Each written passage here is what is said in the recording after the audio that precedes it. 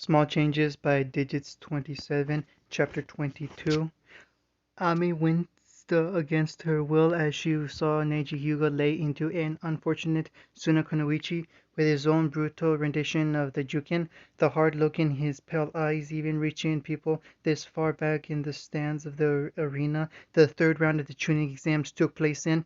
He was calculating and ruthless as he skirted around her wind attacks, mostly invisible to the crowd, but apparently all too clear to his Byakugan. The girl, Tamari, if I may remember correctly, looked powerful in her own right. However, as Neji continued to viciously disassemble her one palm strike at a time, she seemed completely outclassed. "They're monsters," she quietly whispered to herself, although it seemed to catch the ears of her teammates to her right. Sakura nodded lamely, having already been shocked by the performance of one Rock Lee and Sabaku no Gara. Sasuke, on the other hand, had a rather hungry look in his eye, even if he seemed wary of the stunt Suna ninja's powers with what seemed to be his trademark sand techniques. Ame didn't blame him after seeing that same sand practically cripple the already monstrous fast and strong Konoha Genin. All of the finalities seemed to be the very pinnacle of the rank, and Ami often found her hand nervously drumming the hilt of her blade, wondering how she was supposed to reach this level. Do you see now why I wanted you guys to wait a little longer? Apparently Naruto, sitting in a row behind them with his girlfriend, had heard her and decided to interject with his usual knowing smirk. Sakura and Ami quickly nodded, suddenly reaffirming to listen to their sensei's every word from now on, causing him to chuckle. Sasuke, on the other hand, just continued to stare almost unblinkingly forward, entranced by the strong people around his age group he was watching. To him, the next tuning exams just couldn't come fast enough, and they questioned my judgment. Naruto uttered, a hand going to his heart in a playful hurt manner. It earned a quick chuckle from his girlfriend as he leaned back. So what do you think? He turned to Anko, spotting her chocolate orbs fixed on the arena floor with amusement whirling in abundance. Obviously, none of the participants were up to Jonin standard, but it was often nostalgic to watch the younger generation fight for their right to advance. Mostly about Dango and sex, Uncle replied casually in what some might call a too loud voice, quickly proven when Sakura and Ami both gained a healthy red to their cheeks. She smirked cheekily as she crossed her legs and leaned back further into the stadium's uncomfortable seating. However, after a few moments of Naruto giving her a deadpan stare, she chuckled sheepishly and waved him off. Okay, okay, no need to give me the Tenzo stare. Naruto relented, and he turned back to the arena floor, where Neji finally seemed to have cornered the Suna girl. Having disabled her hands to eliminate the massive fan the girl carried to aid her wind techniques. The girl seems pretty strong, likely a good head for tactics too, if that little maneuver in the trees was anything to go on. Shame she got matched up with Sir Stairs a lot. Those eyes of his make the unpredictability of her techniques redundant, and she only seems passable in close quarters. She shrugged despondently before flicking a dango dumpling into her mouth. She seemed to have procured from nowhere. Strong candidates, bad matchup. Naruto nodded, agreeing with her for the most part. To be honest, though, if the girl gave up trying to win a tactical victory and just went all out with some wind spread jutsu that didn't give room for evasion, she might actually bring the Hyuga down. It seemed to be mostly pride holding her back. Probably about right. He worked an arm around his girlfriend and managed to snag a dumpling before she could notice, using the match's distraction. However, apparently Uncle had a sixth sense for dumpling theft as she immediately turned to him with a gold glare, making his arm freeze in place. A nervous smile spread his lips slightly as he proceeded to plop the delicious little ball right into her mouth, receiving one of her terrifying grins in return, along with the silent promise that if he tried again, she'd take the arm. No, probably about that. No, probably about it. As she managed to happily get out between shoes, her demeanor immediately relaxing under the effect of her one weakness. Naruto swore that the woman was some kind of cat, and Dango was her catnip. The redhead blinked as a good idea suddenly came to him, which he quickly squirreled away in the more devious section of his mind. However, further light-hearted banter or mischievous planning was put on a back burner as suddenly the entire stadium began drifting off to sleep. It caused immediate confusion amongst the Jonin and shooting, able to register the powerful but obvious genjutsu. Naruto, on the other hand, along with some of the more experienced members of the crowd, such as Kakashi and Guy, were already moving. A quick application of chakra quickly brought his genin out of their sleep to induced stupor, and before they could even realize fully what was going on, he was issuing orders. Sasuke, Sakura, Ame, I need you to listen carefully. Right now, the village is being attacked. I don't know who, but so anyone who isn't an ally treat as an enemy. Although a quick cursory glance showed the Leaf forces moving to engage both sand and sound troops that were hiding amongst the crowd. Scratch that. Trust only Konoha. What I need you to do is escort any civilians as you can to the shelters in the Hokage's mountain. When you've done that, rendezvous at the academy and listen to any orders the tuning instructors have for you there. Got it? He rattled the orders off so swiftly that all three getting blinked before they fully realized what he said. Sasuke, you have Operation Command. For a moment, the normally calm and collected Uchiha stared owlishly at the redhead before Naruto clapped his hands, breaking his trance. Go! That seemed to be all the signal they needed, and immediately the three Genin raced off. Turning back around, he spotted Anko a short distance away, moving through the crowds like a snake and picking off any unfortunate Suna or Autonen that was on either their own with the precious throws of the dango sticks that had accumulated through the finale, nodding to himself that she at least had initiatives. His quick eye swiftly scanned the stadium to find where he would be of most help. At that moment, though, a piercing cackle somehow managed to drown out the sounds of the fighting going on everywhere. The ground trembled ominously as sand began pooling right at the center of the arena, where fighting had been conspicuously absent until now. It grew and shifted quickly. Blue vein-like markings appeared all over the construct as it suddenly grew two hulking arms that slammed down with enough force to send the surrounding shinobi flying back from the concussive wave. The final aspect to emerge was the head, and Naruto quickly realized just what they were dealing with. A Jinchuriki. I'm free! The beast shrieked out in a deep but oddly childish voice, cackling with insane glee as its shuriken pupiled eyes darted about manically. Time for fun! As it spoke, the already enormous and bloated belly of what was now obviously a giant tanuki made of sand bulged outwards. Many of the jonin fighting in the stands realized what was going on with enough time to dive out of the way as its jerking, or possibly the Biju at this point, slammed both of its fists into its stomach.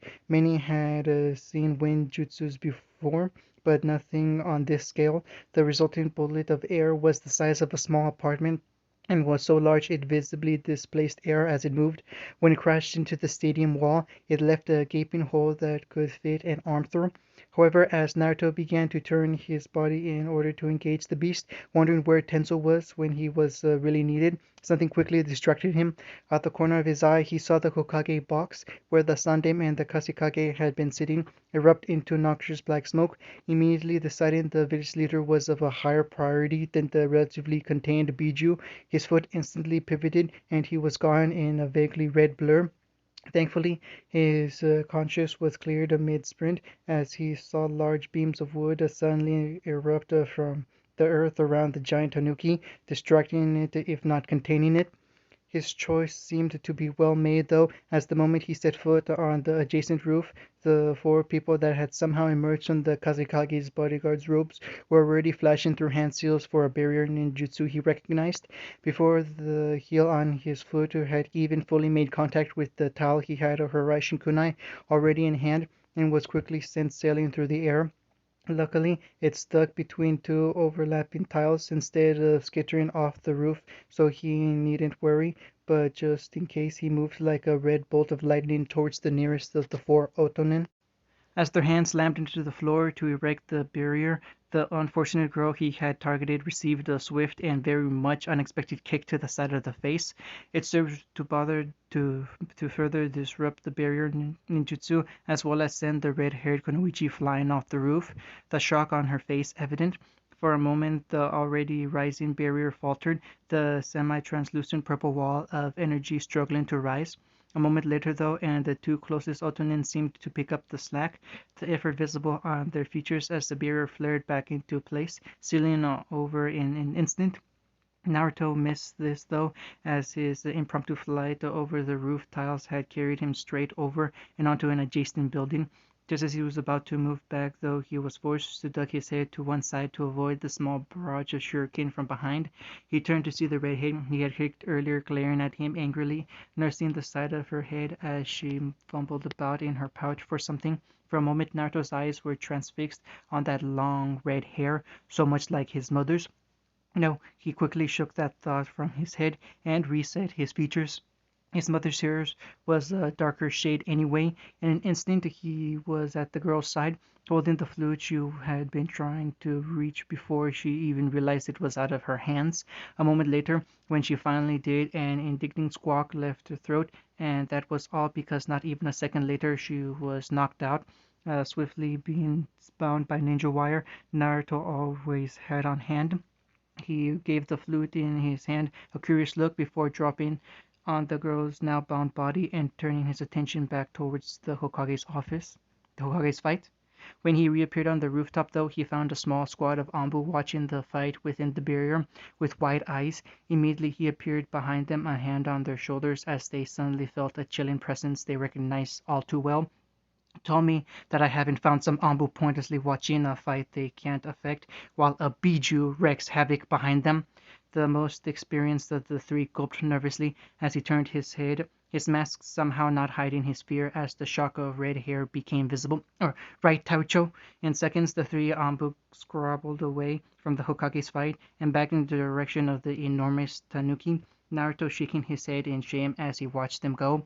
"And what difference are you going to make, a tree hugger?" a voice sounded from behind him belonging to a dark-skinned young man holding up one of the barrier corners.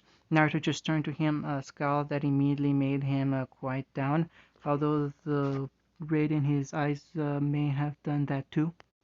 Suddenly not in much of a mood to mess about, he flashed inside the barrier to the kunai he had thrown earlier, cracking his neck in irritation. Apparently that wasn't the correct choice, as with only a look around, he spotted the person he least wanted to see. Orochimaru, the redhead growled out, his eyes unconsciously flickering red for a moment before he regained back the well of aggression coming from his stomach. Obviously he had appeared right in the middle of a fight between Sarutobi and the Snake Sanin, as the aged Hokage had released the barrage of Shadow Shuriken at the pale-faced man. The snake looked ready to retaliate with hand seals of his own, so imagine his surprise when just at the moment he slammed his hand down onto the ground for his summoning, he received a lightning-fast kick to the jaw. His hand slid out of the summoning matrix, wiping a few characters as his body ragdolled through the air a moment before he could right it and land in a crouch.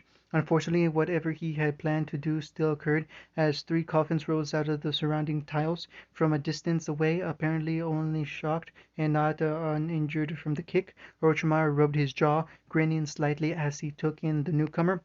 "Ah, Naruto-kun, how gracious of you to drop into our little confrontation. I believe you will appreciate this gift just as much as Sarutobi-sensei." The words particularly slithered out the man's mouth as his unnaturally long tongue snaked out to lick at his lips, not really wanting to take his eyes off the Sanin, but made curious by his words. Naruto took a quick glance back at the coffin, only to take a step back, his breath catching in his throat. "Tao-san?" He found himself staring into the vibrant blue eyes of his father, Minato Namikaze. Aime sighed with relief as they ushered the last of civilians through the hidden entrance to the shelters. Besides her, Sasuke was looking around, seemingly incredibly agitated as the sounds of shinobi clashing drifted across to them from the center of the village. Sakura finally emerged from the hole on the cliff face, giving them the thumbs up as the entrance slid closed. Other Genin teams were no doubt still getting people in, but their sector was done, and Sasuke couldn't seem happier about it if he tried. "To the academy!" He made a vague and nonsensical hand motion in the general direction before flitting off, his Kunoichi teammates quickly on his heels. Ami sighed as she chased after him. Sasuke seemed to be taking the role of leader in the team a bit too eagerly. However, the thought was derailed as an explosion in a building to their right suddenly had them scattering. With dread, Aime caught the distant pink blur that was Sakura slammed into a nearby wall from the blast. After a moment where it didn't look like the girl was getting up again, she genuinely panicked.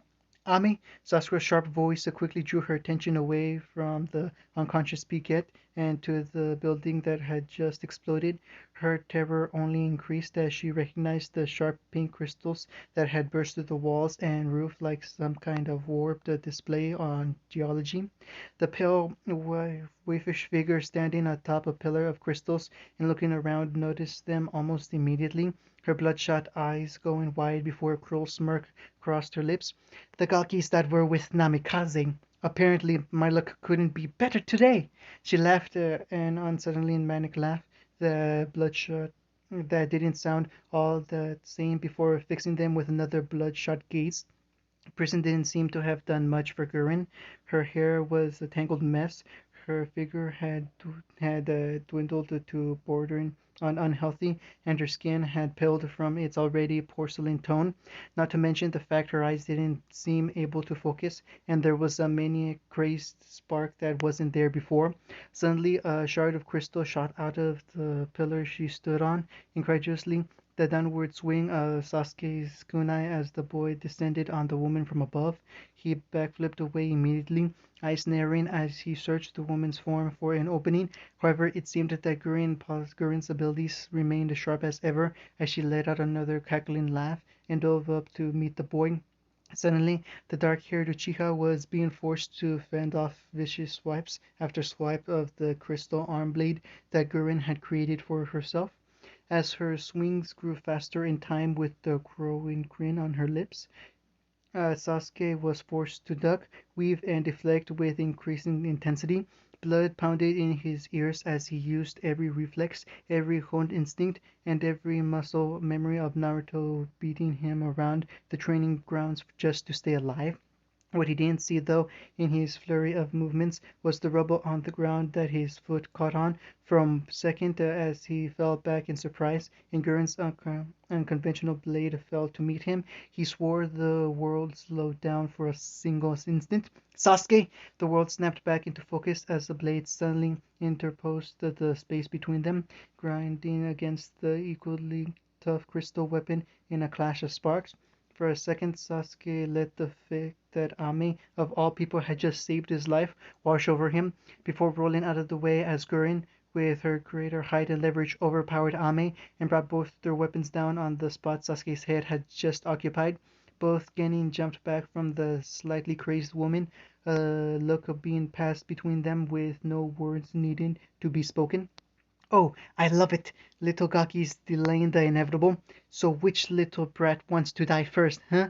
Gurin shouted gleefully in a raged and hoarse voice, no doubt from underuse. However, as her hands came together to form seals again, she was forced to back off by a volley of kunai that implanted deep into the ground around her. She sneered up at the squad of Ambu that had interrupted the fight before grinning at the Genin. Luck seems to be on your side today, kiddies. See you next time. And with that, her whole visage suddenly froze, her body becoming translucent and her edges sharper. Ame and Sasuke were tackled to the side by a pair of of operatives, just as the crystal clone of the blue-haired woman exploded outwards in a hail of tiny crystal shrapnel. Seeing the threat had moved on, the Ambu swiftly departed, leaving Sasuke and Ame to pick themselves up and just breathe for a moment. However, as the budding Kenjutsu user looked at her male teammates, her eyes widened in visible shock. Sasuke, your eyes. Naruto could only stare in shock as he caught the familiar shock of spiky blonde hair he only thought he would ever see in his memories. The familiar white haori that the redhead knew was currently hung up in his wardrobe at home billowed out in the breeze as the late Namikaze stepped out of the tall wooden coffin. The fact that behind the man the nine Dame and Shodan Hokage had also been resurrected didn't even register to Naruto. He was so transfixed on his father. However, it was broken as the man stumbled the colors on his body fading away into a dull and lifeless gray. Cracks spread out over his form like he was some porcelain doll that had been dropped, and as his body hit the ground, it all just fell away into an ashen substance, revealing a dead Otonin within. Ah, so the third failed. Never mind then. Suddenly Naruto's attention snapped right back to the snake Sanin as the man's smooth but spine-chilling uh, voice called out across the rooftop. Startling, the pale man had capitalized on Naruto's shock, taking the opportunity to move behind the other two late Hokage as they also stepped out of their coffins. The two men seemed to be looking about in confusion at their odd surroundings. Or perhaps it was because they thought they were supposed to be dead. Some clarity entered their black, sclerous eyed, though, as they spotted the Sunday. Saru, the Shodai asked, his eyes widening as he took in his former student's aged and wrinkled appearance. What's going on? How did you get so old? Sarutobi seemed to grimace at the question, turning a scowl towards Orochimaru. I'm afraid, Shodai-sama, that you have been dead for quite some time. My student has resurrected you, no doubt in order to fight me and take advantage of my emotions. At that point, after the nine dim stopped examining his hands and their environment with a calculated eye, the silver-haired man spoke up. Yes, the Edo Tensei. How curious. I never expected to be on the receiving end of this technique when I created it. His tone was quiet, but at the same time immediately commanded respect. Naruto could see why this was the man who had established the Konoha people knew today.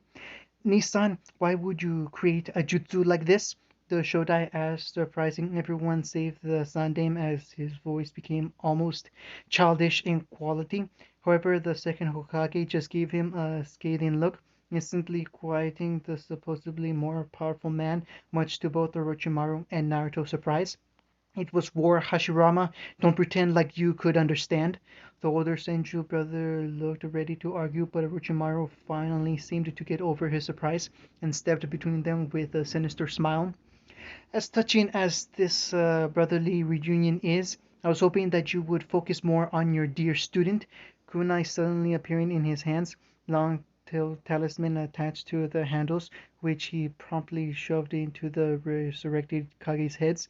Instantly, the slight cracks that had run across their bodies and the pallid, washed-out tone they had sported vanished, and they were left looking just like they had at the moment of their deaths. However, Orochimaru wasn't counting the nine dames suddenly turning to him with an irritated expression that could have frozen a hot spring. So you are the user of the Edo Tensei? How irritating. It seems you brought us back at a level of power where I'm unable to break the control. Orochimaru's eyes widened at the intelligent spark in the man's eyes, noting nothing like the mindless one-track soldiers they were supposed to be under the effect of the jutsu. How are you still thinking? The Nandim just scoffed and turned back to his student, who so far hadn't been sure what to do in this situation. I have to tell you nothing. I have to tell you nothing, students of my student. I'm sorry about this, Saru. It seems you will still have to fight us. However, even as the silver-haired Kage spoke, a flash of red light appeared between them. No, he won't. Your fight is with me. The least Naruto could do was spare the Sandaime the heartache of fighting his mentors. Naruto couldn't have imagined the conflict in his heart if he had ended up having to fight his father, as much as he would like to be the one to smash in Orochimaru's face. For Anko and his own satisfaction, he would leave the pale-faced Sandaime to the Hokage. He was sure the aged Sandaime needed his own form of closure with his wayward pupil. The Nine-Dame took one look at him, seemingly sizing him up with those calculating, searing eyes before nodding once. Very well. It seems that the compulsion of the jutsu was becoming too difficult to fight against anyway, and suddenly the man's hands were a blur of emotion as they formed a set of seals Naruto didn't recognize. Water released, water colliding wave. All of a sudden, the water in the atmosphere condensed above the former Kage's head, forming a spiraling vortex that immediately crashed down on Naruto's position. However, the red head was already gone, appearing in a crouch below the Shodaime's still unmoving form. I apologize for this, Shodai-sama. Hashirama just blinked as he noticed the presence behind him before giving the joining a wide grin. His arms were twitching, and it was obviously with a great deal of restraint that he was holding his own body back. "No need, young man. Do what you must." Naruto just nodded solemnly as he slapped the man in the chest, a small and recognizable sealing formula quickly sticking in place. He jumped back in time to dodge another swirling lance of water from the nine dame before grinning slightly. He had always wanted to try this, but lacked the type of target necessary. Moving into a crouch, he pumped one of his unique kunai before taking a deep breath, his grin growing slightly. "Horaitian, second step!" And before the words had even fully left his mouth, he was gone. Suddenly all the Shodai could see was red, as 100 different flashes all appeared around his body at once. In the span of a single second, Naruto was back in his previous position, a light sheen of sweat on his forehead, and noticeably breathing heavier. However, his grin remained as he held up the kunai in both hands, using it to perform a bastardized ram seal before concentrating. Namikaze style 100-point seal. There was a moment of pause as nothing seemed to happen before 99 more Horaitian marks suddenly grew into position over Hashirama's body. "Well, this is interesting," the Shodai stated with some wonder as he attempted to crane his neck and look at his suddenly seal-covered body. However, as he tried, a few of the seals glowed faintly, and his head refused to move from its position. "Tobirama, what exactly did he do to me?" From across the roof, the silver-haired man had watched the entire proceeding, swift as they were with an intrigued gaze. Apparently the attacks he had already committed were enough to state the Edo Tensei for now. "It seems to be a refined version of my Horician. Remarkable." He turned back to Naruto, looking upon the redhead in a new light, a hint of respect glimmering in the previously cold eyes. "As far as I can tell, each of those tags are instantly moving your body back to its original position the moment you try and move it, effectively paralyzing you. With the minuscule distance the chakra cost would be marginal, but if you try to move for long enough, they would eventually give out." He nodded in approval. "However, it leaves more than a good enough opponent up it leaves a good enough opening to deal with one's enemy." His gaze turned back to the redhead, eyes narrowing slightly as the compulsion of the jutsu returned. "You refined my jutsu?" Naruto shrugged carelessly, keeping an eye on the Sandame's fight with Orochimaru as his mind whirled to come up with a way of restraining the Nine-Dame. He knew injuring them wouldn't work from the notes of the Edo Tensei he had come across while researching the Horizon, so sealing was his best bet. "I can't take all the credit. I'm playing catch up to my father right now." The Nine-Dame's eyebrow rose slightly as he looked across at the pile of ash that was slowly blowing away by the third coffin. "Your father?" Naruto grinned as he palmed a new kunai, dual wielding them. "Kona has yellow flash, the Yodam Hokage." At that, Shirama's eyes lit up, even as he couldn't move, not that he was really attempting to beyond what the Edo Tensei commanded him to do in order to give the young redhead more time to finish this. "There's a fourth Hokage?" A glazed look overcame his eyes as he smiled before it dropped off his face at seeing the serious expression Naruto had adopted. "There was. Now, Nine Dame." He left the statement hanging as the Nine Dame nodded, the compulsion once again becoming too strong. "Come on then, youngling, subdue me so we can return to where we were supposed to be." Both of them, Teen and Man, tensed before shooting off towards each other in blurs of silver and red. Fist and kunai moved at blinding speed as each searched for openings that weren't there, diverting or blocking legs with instantaneous maneuvers that would have left many Sharingan users at a loss for what was happening. Both were known as some of the fastest men of their generation for a reason, and as Hashirama watched on from the sidelines, he couldn't have a prouder grin on his face, seeing the next generation rising up to surpass their predecessors. For Naruto and Tobirama, though, it was a different story. It was almost like Naruto had been transported back to his Genin days, sparring with Itachi. Both men were moving at relatively the same speed, so it simply appeared that while they fought normally, the world around them slowed to an intense crawl. His kunai sparked against the ones Tobirama had procured in fast, swiftly diverting slashes in attempts to knock the man off balance. However, as they danced about the rooftop, only briefly appearing to the visible eye as more than colored blurs when they clashed. Tobirama proved his title of Hokage as well earned. You are holding back. Tobirama's clipped tone could be heard just above the noises of the kunai clashing, each syllable seeming to come from a different part of the roof. As the two fast shinobi darted about, they separated briefly, allowing the silver-haired Kage to spot the grin currently on Naruto's lips. You aren't exactly at full power either. After all, the man wasn't even using his own version of the horizon. Whether it was because he couldn't or chose not to didn't matter all that much. You shouldn't complain, youngling. Just take the openings. However, as the non-name spoke, he noticed that the Horaishin kunai in Naruto's hands weren't the ones he had started out with. They seemed too fresh, unused. They should have had more nicks from their clashes. With the start, he realized the kunai now littered the roof in a surprising structural pattern, each one pinning a simple paper tag to the tiles below. He hadn't even noticed Naruto placing them as they fought, causing an impressed smile to appear over his lips. Uzumaki-style word chain seal, like vipers lying in wait. The carefully scripted kanji on the seal tags suddenly lashed out, as though they were alive.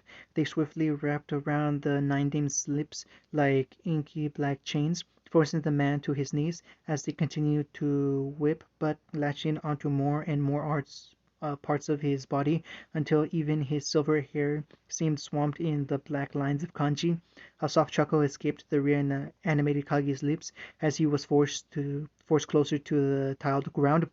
At least I can see the current generation is in good hands, was all he could manage before he was completely encased in a cocoon of ink, his visage vanishing beneath the kanji. Naruto grinned at once before dropping to a knee, taking a moment to just catch his breath. Moving at that speed he was used to, fighting someone at that speed was a different story. It took a lot on his body. After a moment, though, he caught his second wind, just in time for the barrier around him to collapse. He looked around him in confusion before spotting Orochimaru making a hasty withdrawal with what was left of his guard. A scowl coming over his face, Naruto made to take after him before noticing the unmoving, huddled lump on the roof tiles some distance away with a long, recognizable staff lying motionless nearby. Hokage-sama! End of chapter 22.